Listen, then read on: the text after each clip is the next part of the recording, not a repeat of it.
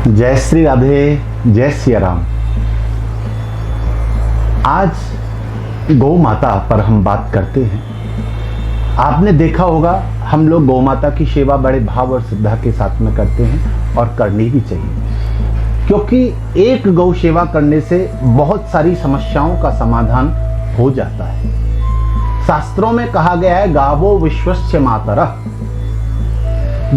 गाय विश्व की माता है, ऐसा हमारे शास्त्रों में कहा गया है। और दूसरी बात, गौ माता की सेवा करने के अनेक लाभ हमें प्राप्त होते हैं। कहा जाता है जिस स्थान पर गौ माता वास करती है वहां पर पितृदोष नहीं रहता है। गौ माता की नियमित सेवा करने से पितृदोष का नाश होता है। आप गौ माता के सन्मुख गए और आपने चारा या रोटी, जो कि हमारा सनातन धर्म है और हम इस धार्मिक प्रवृत्ति के हैं कि जब भी हमारे घर में पहली रोटी बनती है तो वो गौ माता के लिए जाती है। जिस समय हम पहली रोटी गौ माता को खिलाते हैं और रोटी खिलाने के बाद जब अपना दाहिना हाथ गौ माता की पीठ पर फेरते हैं ना, तो हमारे हाथ में जितनी भी अशुभ रेखाएं होती हैं उनका जो दुष्प्रभाव होता है वो तत्काल समाप्त होता है। और आजकल आपने देखा होगा हर व्यक्ति ग्रहों की पीड़ा से बहुत ज्यादा पीड़ित है। शास्त्र में कहा गया है कि अगर गौ माता की सेवा आप करते हैं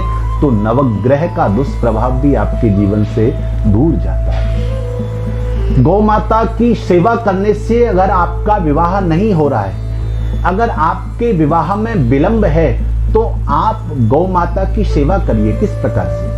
अगर आपके विवाह में विलंब हो रहा है, आपका विवाह समय पर नहीं हो पा रहा है, तो आप प्यारे गुरुवार के दिन अर्थात बृहस्पतिवार के दिन यह गौ माता का उपाय करिए। आटे की लोई पेड़े बनाइए, 5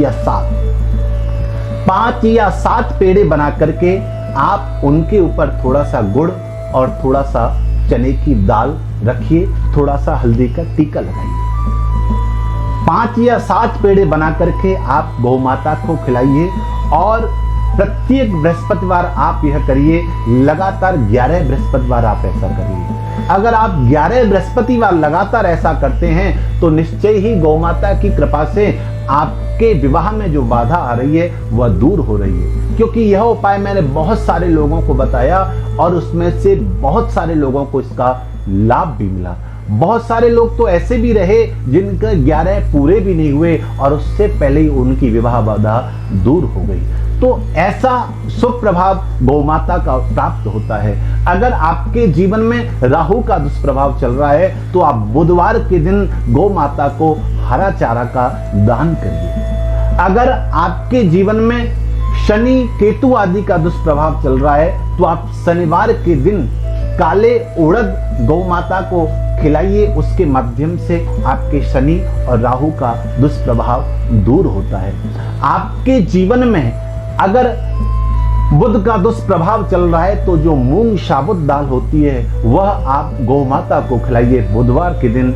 ऐसा करने से आपका जो बुध का दुष्प्रभाव है वह दूर हो जाएगा। किसी भी ग्रह का कोई भी दुष्प्रभाव हो, गौ माता की सेवा करने से दूर होता है।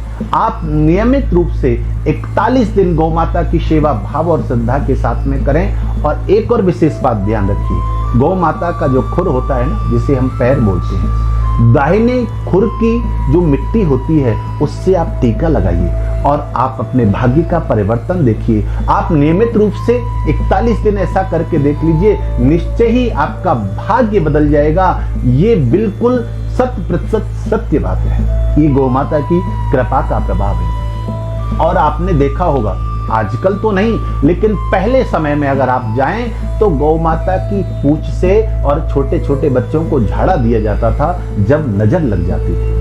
यहाँ तक कि आप श्रीमद् भागवत जी का स्मरण करिए, उसमें जो 10वें स्कंद है, जिस समय पूतना कन्हैया को लेकर के गई और मैया यशोदा जब लाला को वापस लेकर के आई तो बूढ़ी बूढ़ी जो मैयाएं हैं, जो हमारी ब्रज की सुकुमारी मैयाएं हैं, वो लाला को गौशाला में ले जाती हैं और इंद्रियाणि रसिकेश प्राणम नारायणो वपु, भगवान नारायण का नाम ले करके, ठाकुर जी का नाम लेकर के गौ माता की पूंछ से ठाकुर जी को झाड़ा देती है। आज भगवान को मुस्कुराहट आ जाती है, वाह मैया मेरा ही नाम लेकर के और मुंह को झाड़ा दे रही।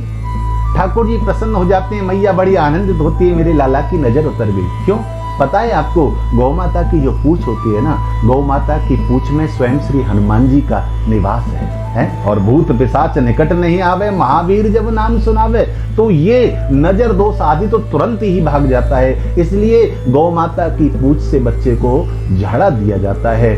और दूसरी बात, हमारे सनातन धर्म में जो 33 प्रकार के देवता बताए गए हैं ना, 33 कोटि देवता, वो सब के सब गौ माता के अंदर निवास करते हैं, गौ माता में विराजमान रहते हैं। इसलिए गौ माता की सेवा अवश्य करिए।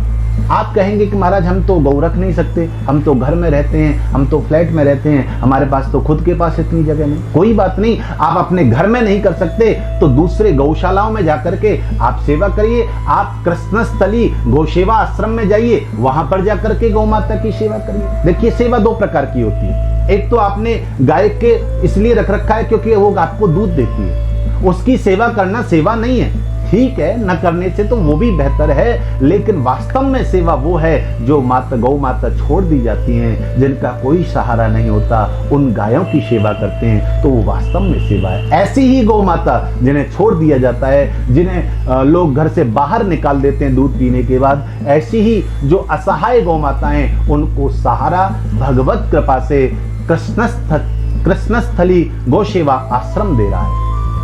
कृष्णस्थली गौ सेवा आश्रम के माध्यम से उन गौ माताओं की सेवा की जा रही है। आप भी इस गौ माता की सेवा कर सकते हैं। अपने तन से आप सेवा करिए, अपने मन से आप सेवा करिए, अपने धन से आप सेवा करिए। सेवा का प्रकार 3 है, तन, मन और धन। धन नहीं है, कोई बात नहीं, आप तन से करिए।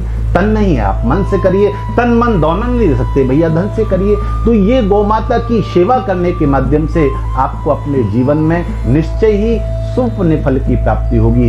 ऐसा कहा जाता है कि गौ माता का स्मरण करके जब गौ माता के नाम से आप सेवा देते हैं ना, तो उसके माध्यम से आपके जीवन के न जाने कितने अरिष्ट दूर होते हैं, ये आपको स्वयं को भी नहीं पता होता है। इसलिए जैसे भी बने, जहां भी बने, गौ माता की सेवा अवश्य करते रहिए। जय श्री राधे, जय सिया राम।